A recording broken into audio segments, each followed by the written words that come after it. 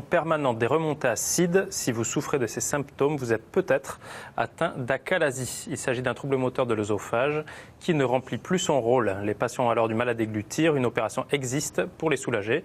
Nous l'avons suivi à Lyon. Reportage Clémence Gardeil, Mathieu Vibo et Olivier Laporte. Atteinte d'une maladie rare de l'œsophage, cette patiente d'une cinquantaine d'années ne peut plus rien avaler. Elle a perdu 12 kilos, elle a des régurgitations tous les jours, des douleurs thoraciques et en particulier la nuit qui la gêne considérablement dans sa vie de tous les jours. Sur le plan de la qualité de vie, elle est extrêmement impactée par cette maladie qui ne tue pas, qui ne se cancérise pas, qui n'est rien, mais qui sur le plan fonctionnel a un impact majeur. Lors d'une déglutition normale, les aliments descendent le long de l'œsophage. Un petit clapet à l'entrée de l'estomac, qu'on appelle le cardia, s'ouvre pour les laisser passer. Chez les personnes souffrant d'achalasie, le clapet reste fermé sous l'effet du muscle de l'œsophage contracté en permanence. Pour cette patiente, qui a testé de nombreux traitements, l'opération est la meilleure solution. On va aller couper le muscle du bas de l'œsophage, ici, et en allant couper cet anneau musculaire, on va lui libérer le cardia et permettre aux aliments de passer. Alors on va attaquer. L'opération se déroule sous anesthésie générale à l'aide d'un endoscope.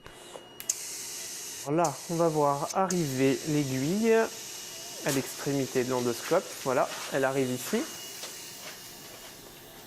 Grâce à cette aiguille, le médecin injecte un produit bleu dans l'œsophage qui va servir de marqueur et permettre de décoller la muqueuse. Très bien, c'est bon, tu peux rentrer l'aiguille.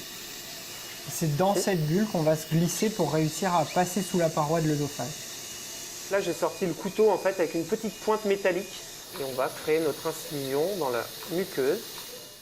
Cette incision est délicate car le médecin ne doit pas perforer l'œsophage, mais couper seulement la membrane superficielle de la paroi, gonflée par la bulle. Grâce à cette entrée, il va se frayer un chemin jusqu'à l'estomac.